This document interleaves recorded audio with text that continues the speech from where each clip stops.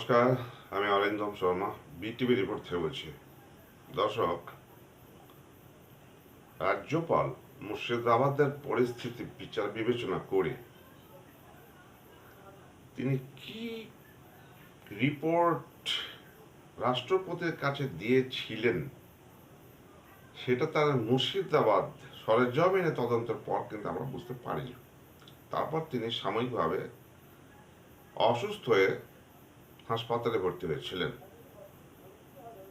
এখানে একটা বিষয় দেখার,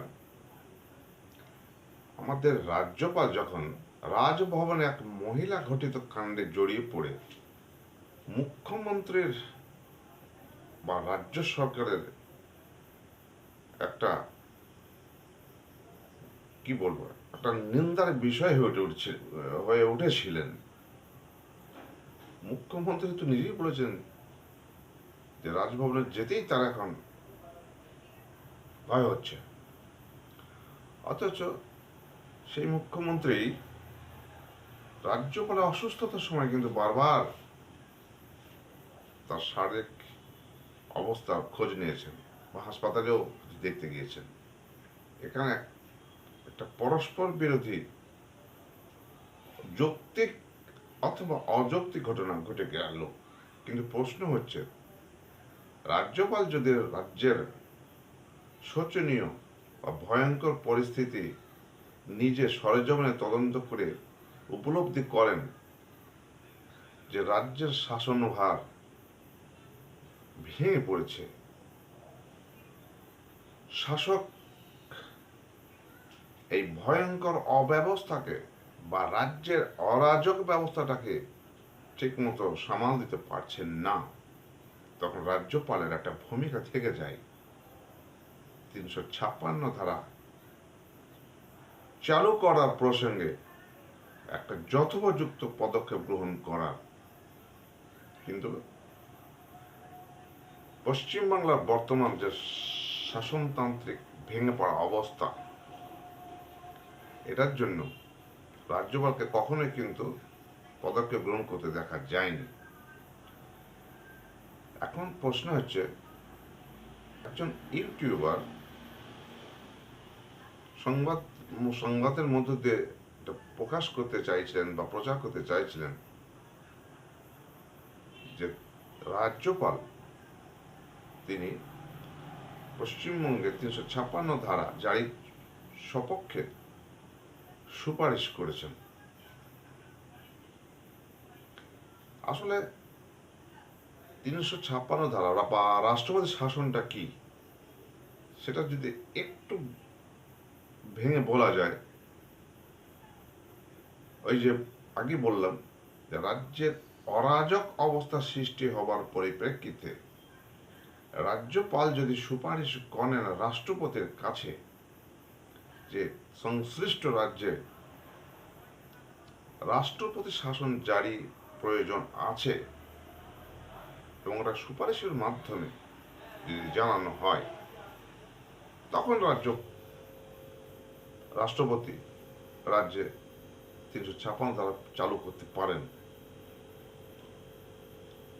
এইরকম রাষ্ট্রপতি শাসন পশ্চিমবাংলা তথা গোটা ভারতবর্ষের বিভিন্ন রাজ্যে বিভিন্ন সময়ে জারি হওয়ার উদাহরণ রয়েছে। পশ্চিমবঙ্গে এই নয় যে প্রথম রাষ্ট্রপতি শাসনের দাবি উঠছে। ডক্টর বিধানচন্দ্র রায়ের মৃত্যুর পর পশ্চিমবাংলায় প্রথম রাষ্ট্রপতি শাসন জারি হয়, সবাই জানে। তখন কি এমন রাজ্যের আইন শৃঙ্খলা ভেঙে পড়েছিল, তার থেকে পশ্চিমবঙ্গের জনগণ উপলব্ধি করতে পারছেন যে দিকে দিকে রাজ্যের শাসন ব্যবস্থা তার চেয়ে অনেক বেশি ভেঙে পড়েছে, বা শাসনতন্ত্রের মেকানিজমটাই ইনঅ্যাক্টিভ হয়ে পড়ছে। তা সত্ত্বেও রাজ্যপাল কখনোই সুপারিশ করেননি তথাকথিত একজন ইউটিউবের কথা মতো ভুল তথ্যটা। তিনি বলেছেন, তিনি বিভিন্ন রিপোর্ট দাখিলের মধ্যে তিনি বলেছেন যে রাষ্ট্রপতি শাসন প্রয়োজন হতে পারে এবং সুপারিশ, এ দুটোর মধ্যে আসমান জমিন একটা পার্থক্য আছে। রাষ্ট্রপতি শাসন জারি হওয়ার পর এটাকে সংসদের উভয় কক্ষে পাশ হয়ে সেটাকে বাড়ানো যেতে পারে, সেটা ভিন্ন ব্যাপার। সুপারিশটাই তো হয়নি। এখন প্রশ্ন হচ্ছে,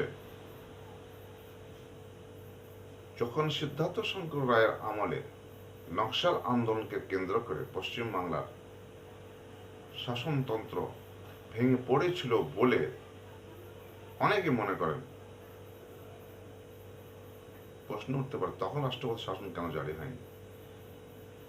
রাষ্ট্রপতি শাসন জারি হওয়ার পথটা তো প্রশস্ত হতে হবে।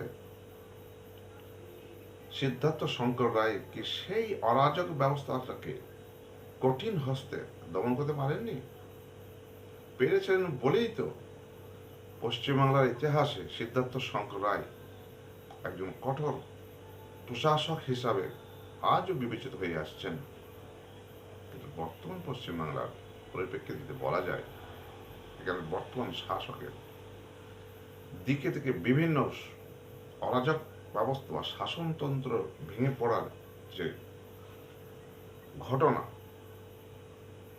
সেগুলোকে প্রতিহত করা বা সেই অরাজক ব্যবস্থাকে রাজকীয় ব্যবস্থায় শাসনতন্ত্রের মাধ্যমে ফিরিয়ে আনা বা কঠোর হস্তে দমন করার কোনো লক্ষণই তো দেখা যাচ্ছে না।